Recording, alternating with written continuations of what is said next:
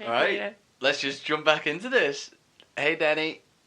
Hi, Peter. Hey, it's been a while. It's been a long time. It's been so long. Welcome, guys, to Barely Hanging with Pete and Danko. Yeah, that's good. That was good. That was really good. Yeah, it's been a while. This is not a broken podcast. eye contact in the last 20 seconds. This is a podcast about climbing. Yes, we with think climbers. It is. We've just not recorded in about maybe 7 or 8 weeks. 7 or 8 weeks. I think 2 months. I blame you. I don't blame you. I blame you. I blame me. I don't blame you. I blame me. I blame you. So we're both on the same page. Meow. It's your fault. It's my fault. It's Dan's fault because Dan has been away. From you. Yeah, he's trying to get away. Needed distance. Basically, Dan was really kind. He was like, Pete, do you want to... You know what, Pete? I know that you're homeless right now. So I've been living on the street for the last year. And he's like, Pete, you know what? Come off the street. Just come live with me. So I moved into Dan's. And then he just disappeared. And for the last 5 weeks, I've been walking around the house looking for Dan. And I couldn't find him anywhere. Wasn't there. You weren't there. And then, you know what's annoying? I decided to check Instagram on the last day. And I'd seen that you've been posting a lot. A lot. And you were away. Forever. Where did you go? I went to Manchester. Manchester? Yeah. I've never been. It's alright. It's alright? Yeah. Good. And from Manchester, I actually tell you, we stopped very briefly along this. There's a rail line that connects Liverpool to Manchester, so you go through like Warrington. Nice. It's alright. It's near Widnes, Warrington, right? Yeah, so we went past Pexhill on the way. Did you? Went past Widnes, went past Warrington. Saw Asda in Hume. It's one of my favourite Asdas in the country, yeah, in Manchester. In full bloom Hume. Full bloom home. It's probably my favourite Asda. Yeah, fair play. So, after that Asda, where did you go? Got into Manchester proper. Okay, yeah, Manchester. On the way. Funny story. Okay. All right. I feel like this is going to be a long episode, because you did quite a lot in 5 weeks. We did a long 5 weeks, so this is day one as well. Day one, okay. So day one on the way to Manchester. Yeah. So I've got my rucksack. Yeah. Because I'm going to Manchester. Yeah. And the metal chairs on the whatever the train service is, if you drop your phone, or if you just put your phone on the chair and then stand up, yeah, it lifts up by itself and then eats your phone. Oh, it's one of the chairs that has the seats that flip up. But then does your phone not just fall down? No, it goes inside a metal thing inside the train. What? And you've got to then get off the train and go, don't stop the train, don't go. And really? then Sally goes to get someone to help. Holy shit. And I've got my GoPro sticks. It's in a bit of metal. I've got trying to pry it open. Oh my god. And these guys come and unscrew it. Oh my god. My phone was inside the train. Designed train? They had to break apart the train. I was almost late for Manchester. Wow. So in Manchester, you got a cool thing. You got one of those big metal birds, I think. Yeah, big metal bird. What was that like? Yeah, it's good. I've never been on a metal bird. No, not a metal bird before. Was it a big one? No. No. So it was average. Average. Got on the average metal bird. I feel like it was flight FK1663. I hope that's right. It wasn't though, because it definitely went to BK. BK1663 maybe. What does BK mean? Big cock. Did you go to Bangkok? No, I went to Bangkok. Bangkok. No, I don't Bangkok. I just like Bangkok. You just like Bangkok. Where? In Bangkok? Bangkok. Right. No, didn't go to Bangkok. Flew to Istanbul. Istanbul. Yeah, so I stopped in Istanbul. Yes. For a few hours. What's Istanbul like? The airport's really good. Do you know what Istanbul used to be called? Neverable. No. Can't stand Constantinople. Constantable. Constantinople. Yeah, knowledge there. Thanks. Yeah, it's alright. That's very... Wish I knew that before I went, because they kept asking me that question. Did you? And I just went, got off the plane and it's like, Danko! Give me some fucking cheese. Yeah. Why? I'd like cheese. Just like cheese, okay. So we got to Istanbul. Yeah. So we stayed in the airport for a while. I'm so tired. Yeah? Yeah, I'm so You tired. are? Yeah. Because Istanbul, isn't it? It's because of Istanbul. Then from Istanbul, Okay. took a Here we little go. trip. Guys, are you ready? Went to Bangkok. There we go. He went to Bangkok in Thailand. Thailand. So we did 5 weeks. 2 weeks Thailand, 2 weeks Vietnam, 1 week Cambodia. Damn. Meow. Damn. And yeah, it's amazing. Absolutely amazing. It looked insane. Yeah. It looked so much fun. What did you do for 5 weeks? Oh man, so I was very sad for 5 weeks, basically, just in your house alone, looking for you. Oh. Yeah. Played like you left the cat. I don't know whether you realised you forgot the I cat. thought it came. Yeah, so I realised after about a week that I should start feeding the cat. Oh, well, good on you. So me and the cat went on like treks together, looking for food. Found out that there's actual shops nearby. Wow. So we went to a few shops, and I basically just learned how to become an adult. Started cooking. Just that's it. You can Do you know what? pasta Do you know now? what I did actually? I really got into the habit of opening the curtains in the morning and closing them in the afternoon, like in the evening. Adults do that, man. That's an adult move. I feel like I'm an adult now. That is big Instead of adult just move. opening them once every few weeks. Yeah, instead of just opening them once and then closing them straight away Yeah. because I don't like the world. So anyway, my life was boring over the last 5 weeks. Basically, you're my source to the outside world in terms of outdoor climbing and outdoor things. So I didn't do too much of outdoorsiness. Went on a few hikes, went on a few little bouldering trips, but not like old times. I know. I saw people on Instagram, and like it's so weird.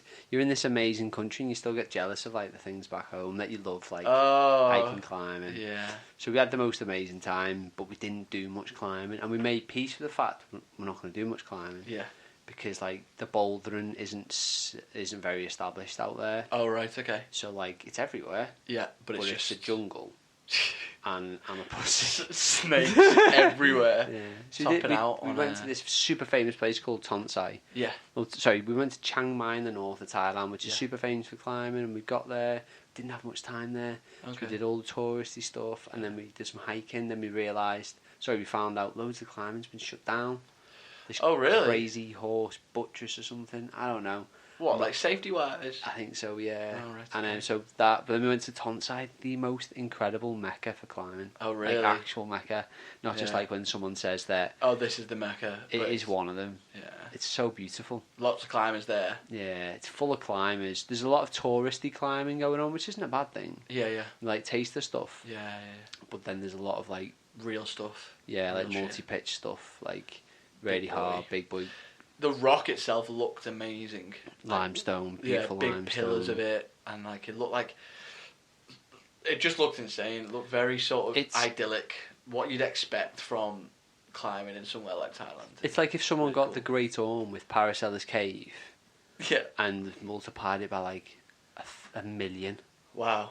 You're on a tropical beach as well, Yeah. and not everyone's eating chips, and there's not seagulls trying to steal your ice cream. Yeah. Everyone's eating And there's pad thai. there's not loads of Welsh people around. No, but everyone's drinking super ice cold beer all the time, Ah. and sunbathing and kayaking, Yeah. rather than getting a stair lift up to the top Rather of than the getting Orme. drunk and going crabbing. Yeah, it's a bit different. Yeah, very different. And it's also got a cave there. So Oh, does it? We tried it out for like 5 minutes, but there was What, like a bouldering cave? and it's fucking huge. Oh, really? And it's hard, and there's. I was trying this V67 thing, Oh, right. and It's quite high grade. I think I would have got it. Oh, really? Because this really crazy cave dweller was in there, and who said he did not like. Oh, really? And I didn't like either, and she was like, "Oh, you liked him," and I was like, "I didn't like him," but I said, "But he was the troll." Oh, He you've got to protected pay the the troll cave. toll. And she rightly said, So there's when you're saying this, there's a big climber there, very powerful, strong. "No, very strange, Oh, okay. very strange." Oh, okay. Was he powerful and strong? He was quite strong. He wasn't. He was good. He was a bit older, and he was Yeah. smoking cannabis through Meth. ginger root, like as a pipe, which I found Wow. quite cool. Yeah, building quite an image. Yeah. Did he have a straw hat? No, just sandals and some very used shorts on. That was it. Okay. So, but as Sarah then rightly identifies, you're on a fucking tropical beach. Why are you in a cave? And then I was like, yeah. Let's get out the cave. Yeah, let's get out this cave. But incredible place. Yeah, man. But I can't think of too much times when you'd actually want to be in the bouldering cave when you've got beachside, world class routes and stuff. Yeah, so this is all sport for people that might not know. There's a bit of bouldering, but not much. It's all sport. So you told me, you've not even told me, you've been back for a week now, and you told me that you had a great story to do with this climbing. I have no story. You have a story. So tell me the story. I brought. Oh, you showed me this, and I didn't know what you're talking about. You said I brought a flip flop. Yeah. This flip flop. So listeners, he's showing me this flip flop, and it's an old school Puma flip flop. Puma. It's got lots of it's colourful. Like Andy Warhol style. It's I don't know who that is, but looks like an old comic book. Yeah. Yeah. But it's very colourful. Very used actually. So George and I bought not matching but same type of brand. Yeah. These are a bit less jazzy. Is this when you were travelling or something? Years ago, years. These 15 years old. Okay, and now you're travelling. They've survived fucking everything. Okay. And and I made peace that they were starting to come apart in this one. Yeah. And I was like, this is the last trip. This is the trip that's going to do them in. And in Tonsai, I use them a lot. And to be fair, it looks it looks used, very well used, but it looks in pretty good condition. But there's only one. Oh right, yeah, there is only one. Yeah. Where's the other Dan? So they were dying anyway. Yeah. So these have survived everything. Okay. So we've just done some bouldering. Yeah. In Tonsai. Yeah. We've only got about 4 nights there maybe. So we were gonna do a lot more sport climbing. Yeah. And the gear wasn't super expensive. Okay. But we were spending quite a lot of money, so we just thought we want to go back to Tonsai and bring the gear. Yeah, basically, yeah. Because we've got it. Yeah. And we just because it gets expensive renting it day in day out, I guess. And it's not super expensive, but it was but then there was this guy called Max, and he's got a shop there. Okay. So if anyone goes to Tonsai, I've just forgotten the name of the place. It's like the Relaxing Cafe or something. Oh, okay. It's unmissable. You'll know as soon as you say it, something. Yeah. And there's a little climbing shop with a guy called Max there, a local guy who's so fucking sound. Oh, okay. Awesome. So nice, and talk to him every day. He's the most welcoming, genuine person into the community. Oh, nice. And if he just sees you want to climb, he wants to climb with you. Oh, that's amazing. So we paid 20 quid to go for a day out with him. Oh, okay, cool. For to use his gear, basically. Oh, right. Okay. And that's his thing, and he took us sport climbing. Nice. So it's I basically said to him, I met him, I was I can sport climb, I can belay, but I've not done outside with Becky. Yeah. I was we both want to trust each other outdoors. So he basically came just to be our referee. Oh, nice. And we had such a nice little start to the day. He took us up to this little route. Becky belayed, Max the top, he clipped in, and we had a little go. This is all sport. This is sport. Leading, clipping in as you go. And then we come down. It's my go. Yeah. And I'm just starting, and Becky's belaying me, and you hear Max just respond to something. He's like, "What's that?" I just keep climbing, I don't quite heard it, and then you hear a bit of distraction. You can just hear a little snap of fire. And what? A little tiny crackle. And in the distance? No, relatively close.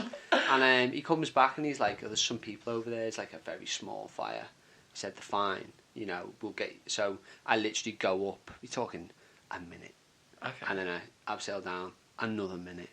And then we unclip and tie all the ropes together. Right, so you've done your climb now? Yeah, and I've just got down. You've gone up and down? Yeah. And Max is there, a local dude. Yeah. And he just says, I'm just going to pop around the corner and see if whatever that is okay. Goes around the corner, comes back and he's like, it's not okay. And this fire has literally started to just take off. Oh, wow. So to describe it, huge limestone cliffs. Yeah. I don't know the height, but they're fucking high. Yeah. And this is a massive overhanging roof that we're under. And below it is a little street. Yeah. And then a little wall and then some big trees. Uh-huh. And in that gap, it's just dead leaves. Oh, okay. The whole way. Right. So all those dead leaves just went. And then wow. This fire spread very, very quick. So we took a step back and more people started to come. Within about 10 minutes, this fire is 30 metres across, 15 metres high. Jesus. And 10 metres deep. A block of fire. And then Max is God. I'm really sorry, we've got to not climb. And we're yeah, of course. How close are you to it? It's like next to you. So it was like 20 Did you feel meters. the heat off it? Yeah. So this Like, big time? This fire gets so big and so out of control. Yeah. Everyone that knows it's happening comes to try and help. Bring in Put it out. water, bring in brushes, trying to get rid of leaves.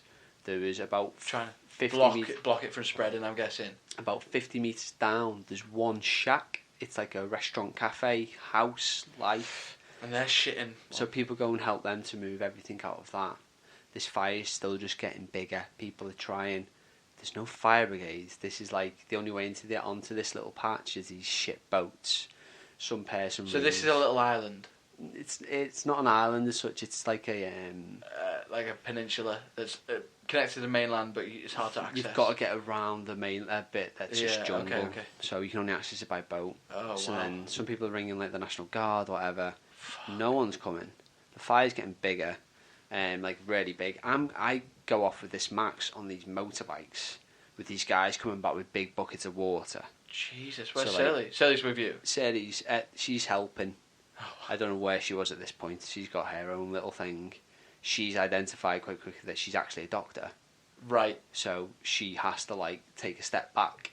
And I was like, you need to take a step back because someone might get hurt. Then you need to help. If this suddenly got very real. Wow. Like, this fire has just gone, and then there's like 60, 70, mostly white people running around trying to help. Like the locals are trying to help as well, but I say the white people for a reason. So then we've got all this water, the fire's getting bigger. I've gone back in with I've carried this massive water bucket into these guys who are like, some people are all super duper climbers who are like trying to be really helpful as they can. And then I'm brushing all these leaves away. Yeah. And like desperately just moving them. And then they had that quick moment and it's like, you're in a jungle. And the one thing you shouldn't do is just brush all these leaves away, hoping that all the snakes and scorpions have gone as well. Yeah. No, everyone's lost all sense of danger now. This fire is now like... So it's huge. People aren't scared. It sounds like people are... putting themselves... So it gets people where... This gets, badly putting themselves at risk. It sounds like you're already putting yourself at risk.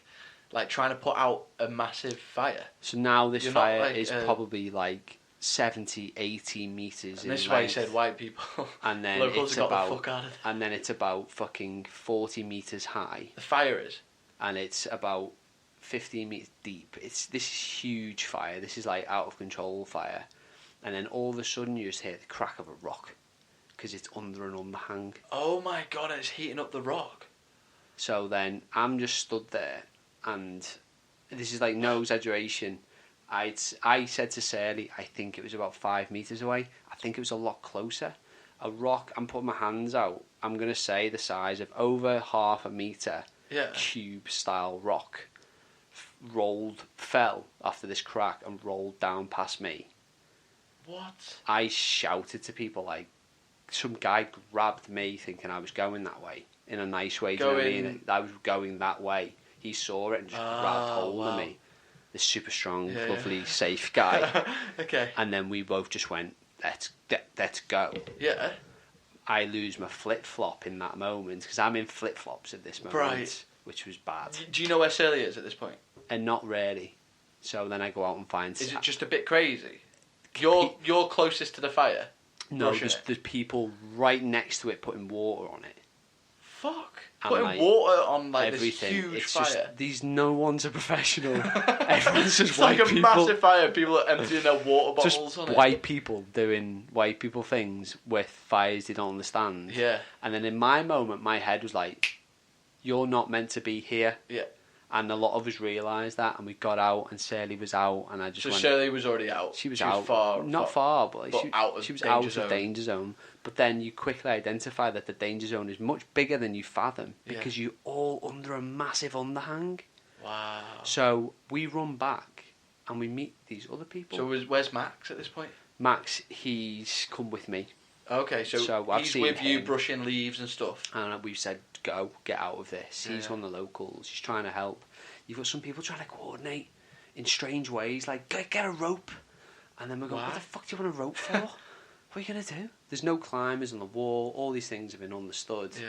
But the worst. Oh, but people were afraid that there's climbers still on the wall and stuff. There's no one up there. All the people. But at first, everyone's like, "There's someone up there." Fuck these flames are licking the walls. These are hundreds of climbs. Some people are being optimistic already, saying I'll just open up some new routes. And people cracking jokes. But ultimately, it's like but then you take a step back and you look at this thing that's happening, and you think, what's the danger here? Ultimately, a shack could be burnt down. Yeah. Fuck the shack.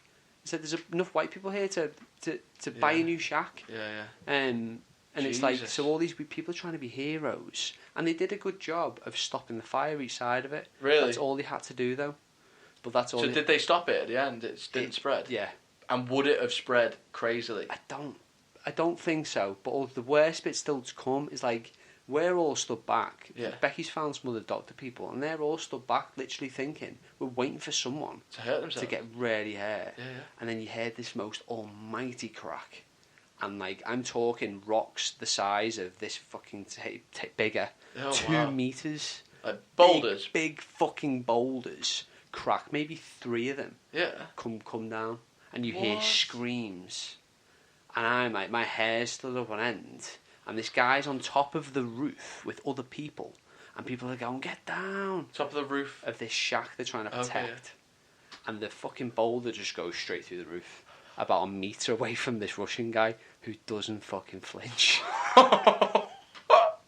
Lord of the Rings. What the fuck? You know where the boulder hits the orc. And he spits on it. Oh my god. And I'm sat there like I'm just on a holiday. This is Boxing Day. Boxing Day?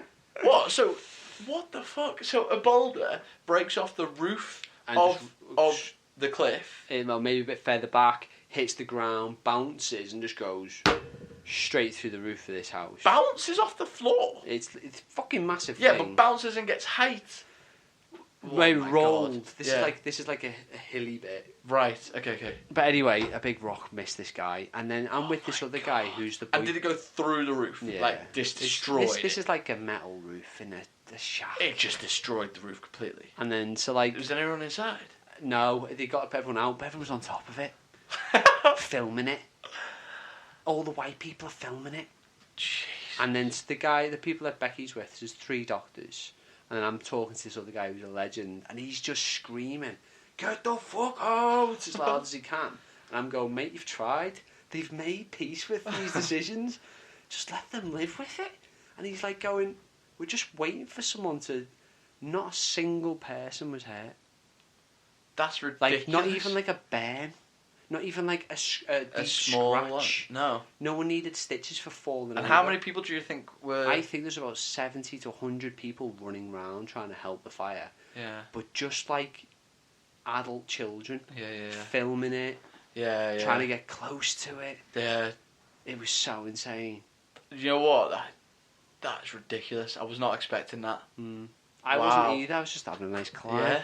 That's ridiculous. You know what's craziest about that story is like that moment of realization of where you're putting it out, you're brushing leaves, and you're like, hang on, what am I doing? Like, that is a scary moment, because you're like, yeah, like I can imagine in that situation at first you're all about like, right, let's contain this, let's like not let this spread, because this is going to be bad if it spreads. But then if you just take that moment, second back, you're like, hang on, we're far away from everything. There's a shack. And this is huge. There's boulders falling around. You just taking that breather and realising actually the danger here is that we're all trying to stop it. That's the only danger. Yeah. Well, the fire itself is bad, but really no one's trained professionals. You're just trying to... They did it, so some trained professionals came in the end. Yeah. Their job was just to take a picture and send it back to tell them what was happening. Really? Oh my god. It was awesome. But like, it's like lessons learned. So this was made by some people fucking about. It's hard to say. It's either a cigarette, or people light very small fires for the smoke to keep the mosquitoes away, practically. And someone's left it unguarded, and the whole thing's just a tinderbox. What's quite interesting, the same thing happened last year. No one's learned from it. It's like, so you can't blame the locals for it. Like, it'll just be climbers, man, won't it? Climbers. But it was it didn't stop anything. The next day we went climbing with the dude again, but I think he felt like some guilt being a local guy, and people did a whip round that night, and probably quite a few pounds just to that family for the shack. Wow. And I'm not saying that resolves it, but that thing that happened to that shack was inevitable. Do you know what I mean? And people literally put their lives on the line. Like all of us, we all jumped in and we were like, let's try and help. We can maybe. There was this second where you just looked up and it was like, I've never seen a fire that in big. Front of me. No. You see on telly in the news and more dangerous things happening in Australia. Yeah, Australia fires at the minute. But Huge, just sat there on Boxing Day, just thinking, and you just watching all these people just for no risking reason. their lives. Yeah. So that was my Boxing Day. Anyway, it was really good. Wow, that was phenomenal. What a great story, Dan. Great, isn't it? That was awesome. Like, I mean, it's sad and scary and so real life, but man, the flip flop gets to go into the shoe graveyard. Yeah, do you know what I was about to say? So for listeners that we don't know, all our old climbing shoes we literally throw onto the windowsill of our little recording studio we've got here, and it's quite a big pile now. I want to fill it. I'd love to fill the whole windowsill. No light getting into this room. And all baby. the neighbours like, why is that room? Why is that room full of shoes? It's the shoe graveyard, motherfuckers. But I'm surprised that this room doesn't stink more. Yes. Weird, isn't it? Do you know what I reckon it is? Sunlight. Killing it all off. Killing it off, innit? Burning it, them UVs. Yeah. UVs, man. Uvs. Oh, man. Those uvs. Love them. If anyone gets a chance for Tonsai, oh my god. So the day after... So did you get any footage of it or anything? I refused to. Yeah. I took one picture and I've kept it for myself. Yeah. And I was just sat back and I just picked my phone up just to like check the time. And you were like, take a quick photo. I took one picture and it captured the guy I was climbing with, Max, who's just got his hand in his head. Oh, it's so sad. Because this is home, do you know what I mean? Yeah. And like he was just... Can I see the photo? I'll find it on my phone. I'll show it to you. You should post it. And like, maybe post it on Barely Hanging along with this episode. Yeah, I will. And like, maybe we should call this episode and we'll just have this episode as the fire story. Yeah. Wow. But this guy we climb with, he's so nice. Yeah. And I think he like took up in his head, he was like, he wished he'd acted faster for this fire. That wasn't his fault. Oh, okay. And like, so we had a beer with him that night, and he's one of the nicest guys. So I said to him when we left, is like, if he's got family in London, he's like, when he's over here, I will climb with him. Oh, that's lovely. And I will be back in Tonsai to see him. And that's really nice. Take him climbing. That's super nice. You've got a good thing where I feel like you are very good at connecting with strangers quite on like a human level quite quickly. So like you can meet someone and by the end of the day or within 2 days be very close to them and really connect with them much more than other people do. I think you're quite good at that. Maybe it comes from your work or something, but you're I think you're a people person in a non-cunty way of saying I just convinced them that you're normal. You don't. Yeah, you're very manipulative actually. Right. Well, let's call that there. That was a lovely story. That's insane. Do you want to know what I did on my Boxing Day? Yes. Okay. My Boxing Day, I went bowling. Whoa, you didn't tell me that. Yeah, I went bowling. It was lovely. Where? In Southport. Whoa. Yeah. Southport went bowling Nando's as well. And Nando's? Nando's. And I was really bad at bowling. I think I lost. Who too? My little brother, my little sister, my mother. They all beat me. That's so embarrassing. Yeah, I'm really competitive as well. It ruined Christmas. I ruined Christmas. It was Boxing Day though, so Christmas is over. No, but I ruined... As a whole. I ruined it. I fuck you up now. And also I ruined next Christmas. I vowed to ruin next Christmas. Did you sell tickets to next Christmas? I did, yeah. Just in case. Yeah. So they'll come. They all come. Right. Do you sell it just on Christmas Day, the tickets for next Christmas? I don't know. Why not? I don't know, I'm not on the same wavelength here. Yeah, you will be. Yeah, you will be, boy. This is Dan's manipulative side. Yeah. Right. We only talked about Manchester and a fire. Yeah, but I think that's beautiful because that is an insane story. It deserves its own podcast. It's pretty weird that we just came back and did that. You know what I think we should do next episode? Before we get back into the normal episode sort of thing, we should do a roundup of 2019, best moments, top 10, something like that. Yeah. Do you reckon? Yeah. Top 10 moments of 2019. Yeah. Barely hanging top 10. Yeah. And we can like name all the MVPs and the greatest moments of people. Yeah. And like that'll be a good podcast for our mates to listen to and be like, oh yeah, I remember that. Yeah. All right then. Good night and God bless, guys. Yeah. If you'd like to follow the podcast, follow us at BHPod. Yeah. If you want to follow at Dino Club, we're going to start getting things kickstarted. We've been making a few more posts. I'm going to do another Dino Club night at some point soon. So go and follow them at Dino Club. Yeah. Follow me at Pete_Rick. Follow me at at Danko Winnever. Yeah. And have a good night. 2020. 2020, boy. Yeah.